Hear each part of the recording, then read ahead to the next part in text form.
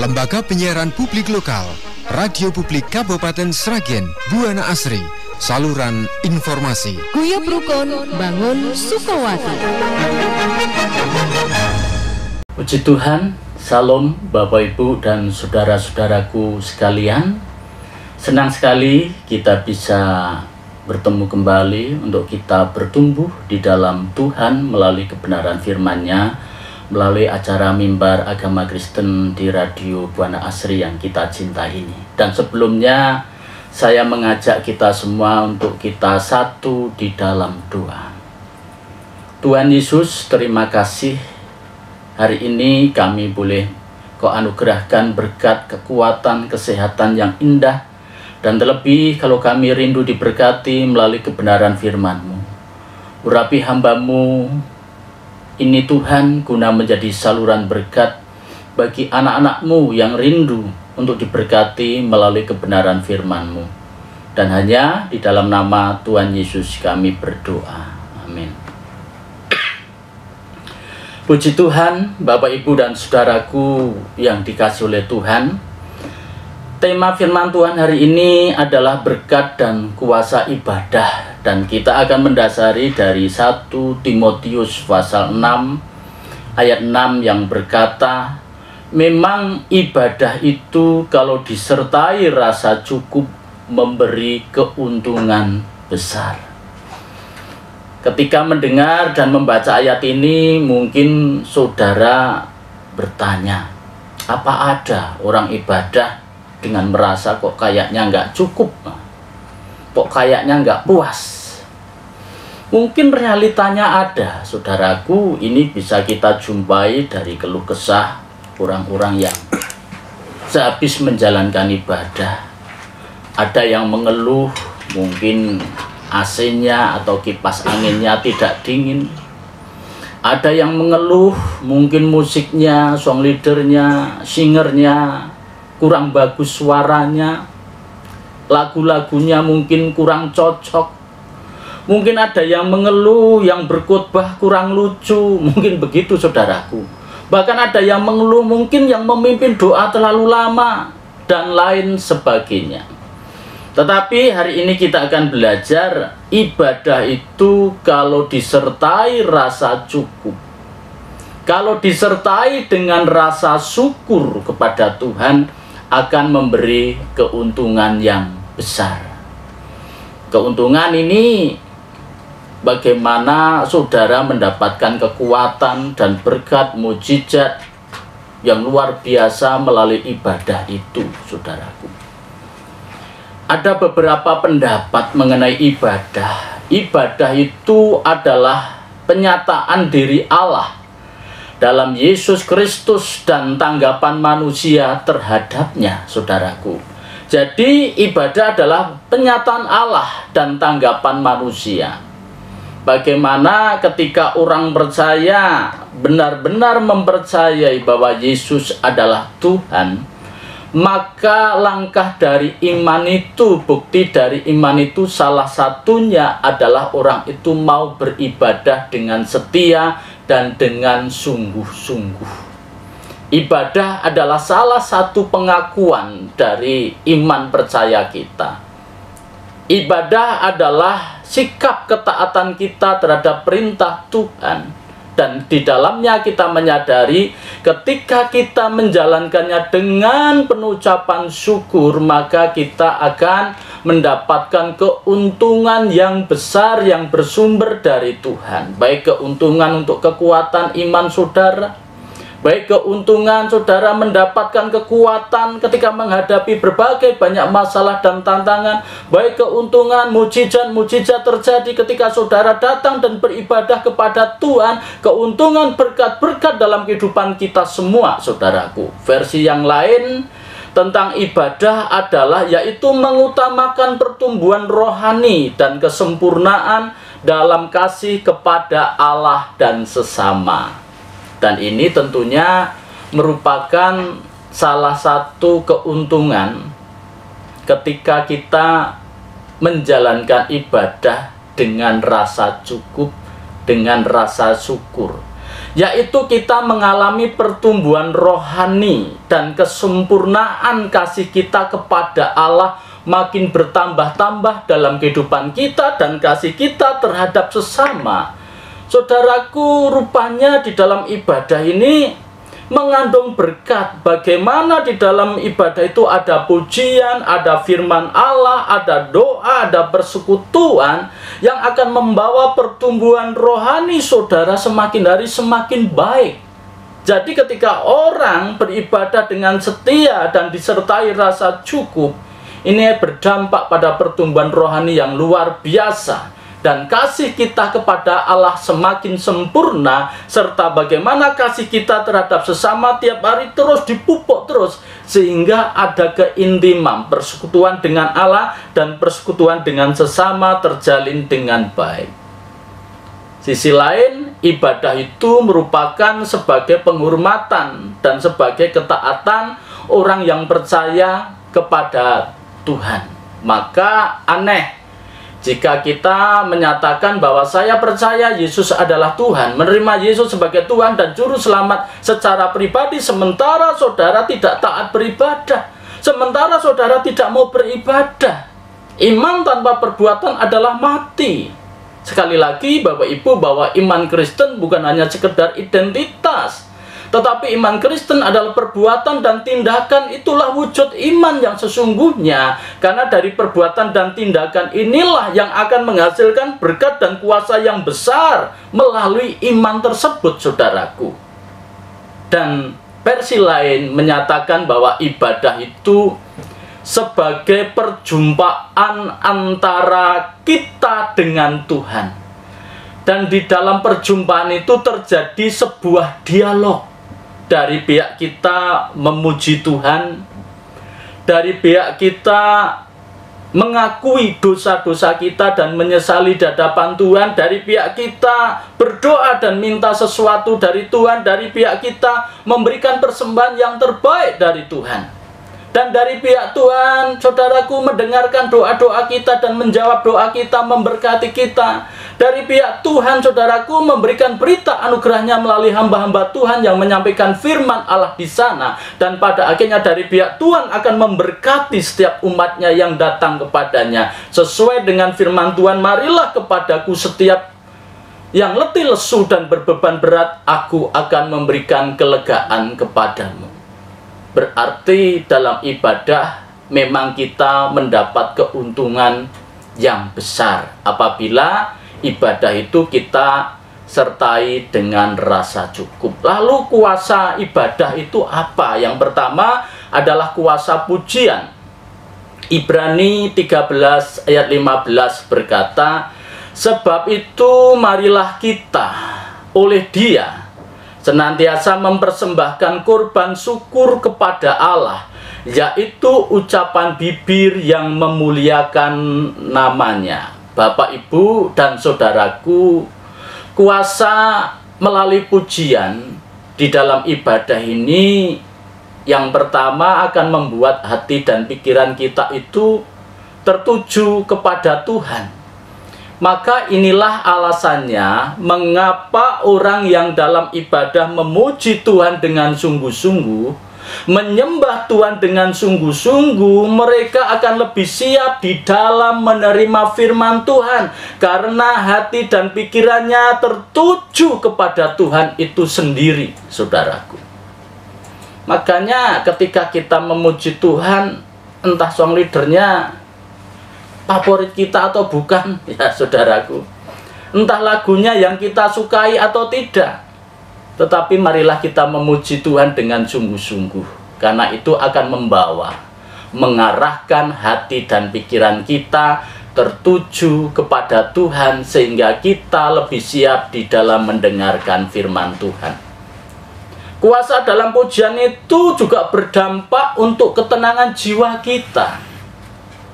Saya diingatkan akan kisah Raja Saul, saudaraku, yang dirasuki oleh roh jahat. Dan setiap kali dia dirasuki oleh roh jahat, selalu mengundang Daud. Dan yang dikerjakan Daud adalah memuji Tuhan, menyembah Tuhan. Dan setiap Daud memuji Tuhan, roh jahat itu undur daripada Saul itu, dan jiwa Saul itu menjadi tenang. Yang sebelumnya marah-marah, ngamuk-ngamuk, saudaraku. Jadi ciri orang yang dikuasai iblis itu senangnya marah, senangnya ngamuk-ngamuk, saudaraku, ya, sukanya ya yang jahat-jahat dan lain sebagainya. Karena kuasa pujian ini membebaskan setiap belenggu dosa dan kuasa kegelapan, saudaraku semuanya. Maka ketika kita di rumah sambil melakukan aktivitas, kita sambil memuji Tuhan, itu dampaknya bagus. Pujian itu memiliki kuasa untuk menghancurkan serangan dari kuasa kegelapan, saudaraku. Kuasa kegelapan ingin menyerang setiap siapa saja, dan salah satunya Saul. Dan ketika roh jahat itu menguasai Saul, dampaknya tidak baik, perilakunya tidak baik, ucapannya tidak baik, tindakannya tidak baik. Tetapi seseorang ketika memuji Tuhan, jiwanya menjadi tenang, dan ini akan membawa seseorang mendekatkan dirinya kepada Tuhan. Dan ini akan berdampak kepada seseorang, imannya terus dikuatkan ketika mereka memuji Tuhan. Dan yang luar biasa, menurut penelitian, saudaraku, orang yang suka menyanyi lah, apalagi memuji Tuhan, ini membuat tubuhnya itu selalu segar. Orang yang suka menyanyi, apalagi memuji Tuhan, dia akan sehat dan awet muda. Dan kenapa demikian? Karena akan terhindar dari stres. Maka ketika saudara punya masalah, uang mungkin tinggal sedikit, jangan marah-marah, memuji Tuhan. Ketika kita sudah punya masalah keluarga, jangan ngambek, saudaraku, jangan marah, tetapi mari kita memuji Tuhan. Ketika kita sedang mengalami hal yang tidak enak, mari kita memuji Tuhan, karena ada kuasa di dalam pujian tersebut. Lalu yang kedua adalah kuasa firman Tuhan di dalam ibadah itu. Mazmur 1 ayat 1-3 berkata demikian, berbahagialah orang yang tidak berjalan menurut nasihat orang fasik, yang tidak berdiri di jalan orang berdosa, dan yang tidak duduk dalam kumpulan pencemooh. Tetapi yang kesukaannya ialah Taurat Tuhan, dan yang merenungkan Taurat itu siang dan malam. Ia seperti pohon yang ditanam di tepi aliran air, yang menghasilkan buahnya pada musimnya, dan yang tidak layu daunnya, apa saja yang diperbuatnya berhasil. Puji nama Tuhan, Bapak Ibu. Firman Tuhan itu dampaknya sangat luar biasa. Bukan hanya membimbing, bukan hanya mengarahkan, tetapi rupanya juga berdampak. Hidup kita akan berhasil dan diberkati oleh Tuhan. Tetapi ini kan yang terpenting, bagaimana sikap seseorang di dalam mendengarkan firman Tuhan. Sikap terhadap firman Tuhan itu penting, karena kunci firman itu bisa memberkati dalam kehidupan saudara. Yang pertama, kita harus menerima dengan penuh sukacita, saudaraku. Kenapa demikian? Ada banyak orang ketika ibadah memuji Tuhan semangat, tapi ketika mendengar firman Tuhan mengantuklah ia. Ya. Karena ada orang banyak, karena memang tidur paling nyenyak itu ketika mendengarkan firman Tuhan. Dan ini yang dikehendaki iblis tentunya. Iblis tidak keberatan, saudaraku, ketika memang kita harus beribadah. Tetapi iblis tidak mau, saudara, kalau perlu tidak mendapat apa-apa dari ibadah itu. Itu yang dimau iblis. Firman Tuhan ini tajam dan kadang terasa pedas. Firman Tuhan itu bisa keras tetapi juga menghibur, untuk menasihati, menegur, dan mengarahkan saya dan saudara. Maka kuncinya, terimalah firman Tuhan itu dengan penuh sukacita. Yang kedua, yaitu kita harus menyimpan firman itu. Diterima, kalau nggak disimpan bisa hilang, saudaraku. Yang pertama, tujuan menyimpan di sini agar jangan hilang, agar jangan dicuri oleh kuasa kegelapan. Dan agar tidak kita lupakan, firman itu kita simpan dalam hati kita. Kita renungkan siang dan malam, saudaraku. Dan direnungkan ini tujuannya agar kita selalu mengingat firman itu. Ketika kita menghadapi masalah keluarga, kita ingat firman Tuhan, saudaraku, bahwa Tuhan akan memberkati keluarga kita. Ketika kita khawatir, kita ingat firman Tuhan, janganlah hendaknya kamu khawatir tentang apapun juga, tapi serahkanlah kekhawatiranmu kepada Tuhan. Kita ingat, kita kuat, kita diarahkan, saudaraku. Ketika kita sakit, bilur-bilur Yesus akan menyembuhkan, iman kita dikuatkan. Ketika dompet kita tipis, saudaraku, kita diingatkan bahwa kita punya Bapa yang baik, yang akan memelihara kehidupan saya dan saudara, yang akan mencukupkan. Firman itu kita ingat terus-menerus. Firman itu kita renungkan untuk kita mengerti, untuk kita pahami, dan pada akhirnya untuk terus kita ucapkan dalam kehidupan sehari-hari, dan kita imani bahwa apa yang kita ucapkan itu akan terjadi dalam kehidupan kita bersama-sama. Dan yang terakhir, sikap kita terhadap firman Tuhan adalah melakukan. Ingat, Bapak, Ibu, dan saudaraku, saya dan saudara dipanggil bukan hanya untuk menjadi pendengar, bukan hanya untuk menjadi penghafal-penghafal ayat, sehingga tujuannya kalau debat nanti menang, kelihatan rohani, kelihatan pinter. Tuhan bukan itu. Tetapi klimaksnya adalah kita harus melakukan firman Tuhan. Kenapa demikian? Karena ada berkat dan dampak yang baik kalau saya dan saudara melakukan firman Tuhan. Pelaku firman Tuhan hidupnya akan diberkati, akan dibuat beruntung, akan dibuat berhasil. Dan inilah penerapan iman. Salah satunya adalah mentaati dan melakukan firman Tuhan dalam kehidupan sehari-hari. Lalu saudara, fungsi firman itu untuk apa? Jelas firman itu dalam Yesaya 48 ayat 17. Firman itu sebagai petunjuk untuk rute perjalanan hidup kita sesuai dan selaras dengan kehendak Tuhan. Apakah hidup saudara sudah selaras dengan kehendak Tuhan? Apakah keluargamu sudah berjalan sesuai dengan kehendak Tuhan? Apakah pengelolaan uangmu sudah selaras dengan kehendak Tuhan, saudaraku? Apakah dalam pekerjaan kau sudah selaras dengan kehendak Tuhan? Maka firman Tuhan ini adalah petunjuk untuk rute perjalanan hidup kita dalam segala aspek, sehingga apapun itu selaras dengan kehendak Tuhan. Dan perjalanan kita, entah itu Tuhan tuntun kita melalui padang gurun yang banyak tantangan, padang gurun yang melalui proses, atau Tuhan tuntun kita melalui jalan-jalan yang naik, turun, terjal, belok kanan, belok kiri, mungkin tidak enak, tetapi Tuhan tahu tujuan yang benar dan baik untuk saya dan saudara. Maka firman Tuhan ini adalah petunjuk atau rute untuk perjalanan hidup saya dan saudara. Dan dalam Mazmur 119 ayat 105, firman Tuhan itu sebagai pelita atau penerang hidup kita, agar saya dan saudara tidak hidup dalam kegelapan. Artinya apa? Orang percaya melalui firman Tuhan bisa mengerti manakah yang benar dan mana yang salah, manakah yang berkenan kepada Allah dan mana yang tidak, apa yang menyenangkan hati Tuhan dan apa yang tidak, apa yang baik dan yang tidak, apa yang benar dan yang salah. Firman Tuhan akan menerangi sehingga kita bisa melihat, membedakan mana yang baik dan yang tidak. Lalu dalam 2 Timotius 3 ayat 16, saudaraku, firman Tuhan itu untuk menegur kita dalam perjalanan hidup sehari-hari. Kita masih bisa berbuat salah, kita mungkin masih bisa keliru, maka perlu ditegur firman Tuhan agar kita disadarkan.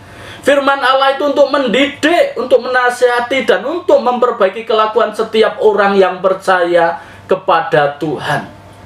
Dengan demikian, hidup kita akan diarahkan firman itu, saudaraku.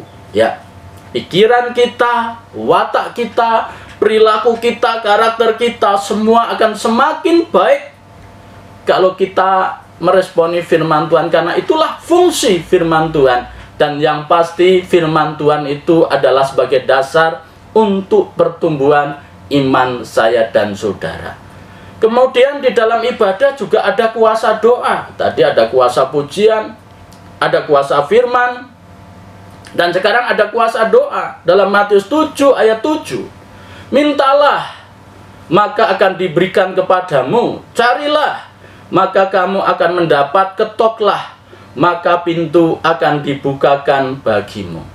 Bapak, Ibu, dan saudaraku, dalam Matius 7 ayat 7 sampai 8, doa itu adalah cara untuk saya dan saudara berkomunikasi dengan Tuhan secara intim.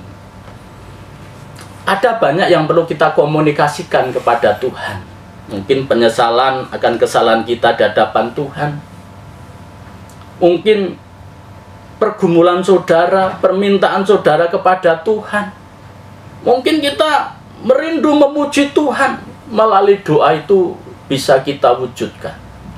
Karena doa adalah cara untuk seseorang berkomunikasi dengan Tuhan. Matius 26 ayat 40 sampai 41. Doa itu juga menjadi benteng perlindungan dan sebagai sikap dalam berjaga-jaga agar tidak jatuh ke dalam pencobaan. Ketika Yesus mau menghadapi sebuah pergumulan untuk disalib, Dia tuh mengarahkan dan mengajak murid-muridnya agar berjaga-jaga dalam doa. Tetapi hasilnya apa?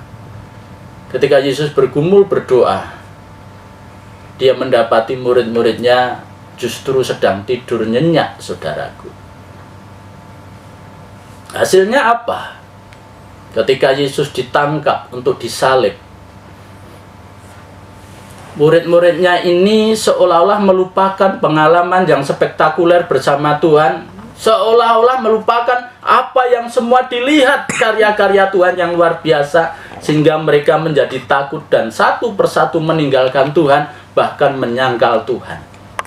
Doa adalah untuk berjaga-jaga. Doakan suamimu, para istri-istri, agar mereka tidak jatuh ke dalam berbagai pencobaan atau godaan yang ada. Doakan istrimu, para suami-suami, agar istri tetap menjadi istri yang takut akan Tuhan dan setia. Doakan anak-anakmu, para orang tua, agar mereka tetap menjadi anak yang takut akan Tuhan, dilindungi dari pergaulan yang salah, dilindungi dari berbagai mara bahaya. Doakan rumah tanggamu, doakan usaha pekerjaanmu, doakan pelayananmu, doakan semua apa yang ada di dalam kehidupanmu.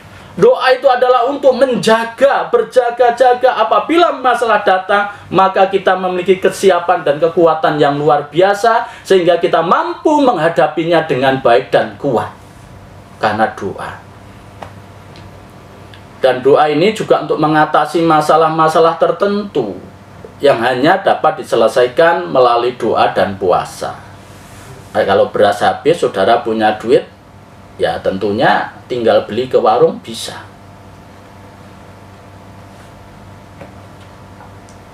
Pak ya, waktu bayar listrik, ada duit, kita langsung bayar ke tempat pembayaran listrik bisa. Tapi bagaimana ketika kita menghadapi pergumulan?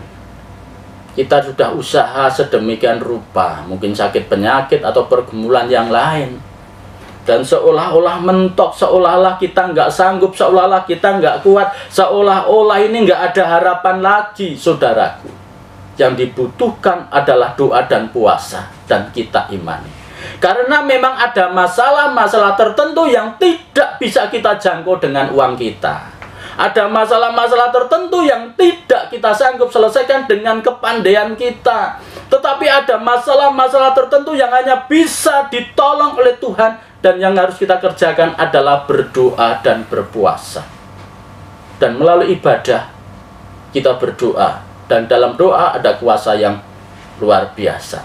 Lalu yang terakhir yaitu ada berkat dari persekutuan, karena kita juga berjumpa dengan Tuhan dan berjumpa dengan saudara-saudara seiman.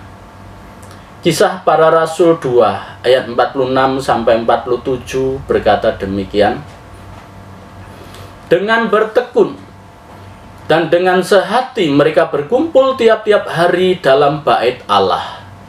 Mereka memecahkan roti di rumah masing-masing secara bergilir dan makan bersama-sama dengan gembira dan dengan tulus hati, sambil memuji Allah, dan mereka disukai semua orang. Dan tiap-tiap hari Tuhan menambahkan jumlah mereka dengan orang yang diselamatkan. Ini dampak. Saudaraku, sering kita dengar di dalam gereja kadang-kadang terjadi kesalahpahaman. Kadang sering terjadi ada seseorang yang merasa tidak dihormati, tidak dihargai, akhirnya sakit hati, kecewa, ya seperti itu. Bahkan dalam gereja sering terjadi ada pertengkaran, perselisihan.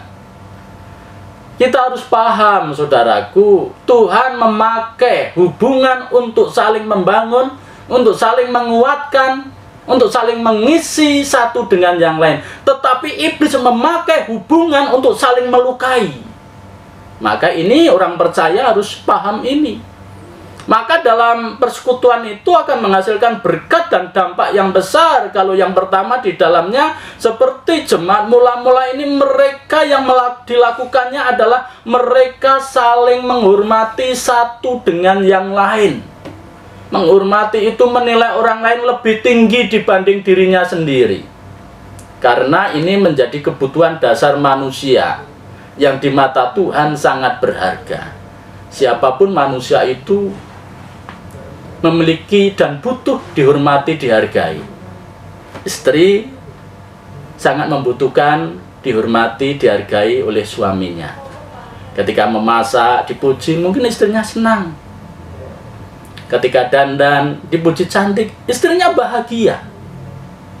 Dan setiap hari mungkin suaminya memberikan ucapan-ucapan cintanya, saudaraku, untuk memupuk keharmonisan. Demikian juga suami, kalau dihormati oleh istrinya, ini bahagia. Sekali nggak ada salahnya lah mengatakan papa ganteng, ya, papa hebat, papa luar biasa, dilayani, ya, diperhatikan, ya. Siapapun, apalagi termasuk orang-orang dalam gereja, saudaraku. Kita nggak usah membeda-bedakan, yang pasti yang harus kita pandang bahwa mereka jiwa-jiwa itu di mata Tuhan pun berharga. Maka kita harus menghargai dan menghormatinya. Sikap ini adalah komitmen hati untuk tidak menyakiti, untuk tidak menghina dan tidak merendahkan orang lain. Maka persekutuan akan menjadi indah dan penuh berkat. Yang kedua, dalam persekutuan itu kita harus saling membantu. Pelajaran SD pun sudah muncul ini. Hasil saling membantu itu beban berat menjadi ringan, ya. Karena kekurangan dapat teratasi dan menjadikan setiap kelebihan kita itu menjadi berguna kalau kita itu mau saling membantu. Apa artinya saudara menjadi orang pinter kalau saudara dengan kepintaran itu nggak mau membantu orang lain? Apa artinya kekayaanmu, saudaraku, kalau saudara nggak mau membantu apapun di sekitarmu? Apa artinya kekuatanmu, kelebihanmu, kalau kita nggak mau membantu dari kelebihan itu, saudaraku? Saling membantu ini juga cara untuk melatih kemurahan hati saya dan saudara, untuk orang lain, untuk Tuhan, dan cara untuk memfungsikan talenta dan kelebihan kita melalui saling membantu. Dan dalam persekutuan seharusnya itu kita terapkan dalam kehidupan sehari-hari. Dan yang terakhir, dalam persekutuan itu mereka harus saling mendoakan. Ini untuk melatih kepedulian kita. Bapak itu kok kelihatannya sedih, itu ada apa? Ketika kita bertanya, oh punya masalah ini dan itu, mungkin dia sampai menangis, sedih, beban berat. Dalam persekutuan kita harus saling mendoakan orang-orang seperti itu, saudaraku. Ini untuk memupuk sikap kita saling mengasihi satu dengan yang lain, mendoakan ini. Meringankan beban orang lain melalui mendoakan ini, saudaraku. Dan saling menjaga agar orang lain ketika kita doakan agar mereka itu tidak jatuh ke dalam berbagai-bagai pencobaan. Maka kita harus saling mendoakan. Kiranya saya dan Bapak Ibu semakin sungguh-sungguh di dalam kita beribadah. Karena ada berkat dan ada kuasa di balik ibadah itu sendiri. Dimanapun saudara, mungkin gerejamu sederhana, mungkin jumlahnya pun nggak banyak, atau mungkin bahkan pendetamu nggak hebat seperti pendeta-pendeta besar yang lainnya. Mungkin ada yang berpendapat begitu. Dan buat saya pendeta nggak hebat-hebatan saudara. Yang penting kita mainnya sungguh-sungguh dan berkenan di hadapan Tuhan itu. Mungkin fasilitas gerejamu apa adanya, ala kadarnya. Tetapi ketika saya dan saudara menjalani ibadah itu dengan penuh rasa cukup, saudara akan mendapatkan keuntungan yang besar. Hari ini siapapun saudara yang sedang mendengarkan, mungkin ibadahmu belum sungguh-sungguh. Mungkin engkau nggak setia dalam beribadah. Mulai sekarang berkomitmenlah saudaraku untuk kita setia dan taat dalam beribadah. Karena di dalam ibadah sangat besar kuasanya. Tuhan memberkati dan mari kita berdoa. Tuhan Yesus, terima kasih, kami mengucap syukur biarlah firman-Mu boleh menjadi berkat bagi anak-anak-Mu yang mendengarkan siaran ini Tuhan. Dan kami juga berdoa untuk Radio Buana Asri bersama karyawan dan karyawatinya. Tuhan memberkati agar melalui radio yang kami cintai ini nama Tuhan dipermuliakan, berdampak, berguna bagi masyarakat Sragen secara khusus diberkati. Pemerintahan Indonesia kami serahkan di dalam masa peralihan nanti Tuhan, agar Indonesia diberkati dengan keamanan, ketenteraman. Pemerintah kami bisa menjalankan tugas dengan baik, adil, tegas, dan bijaksana.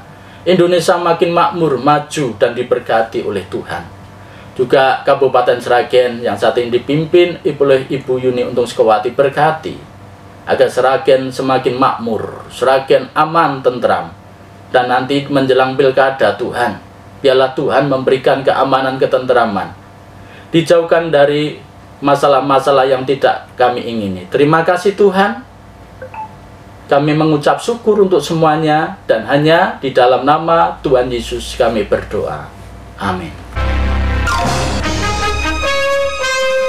Lembaga Penyiaran Publik Lokal, Radio Publik Kabupaten Sragen, Buana Asri, saluran informasi. Guyub Rukun Bangun Sukawati.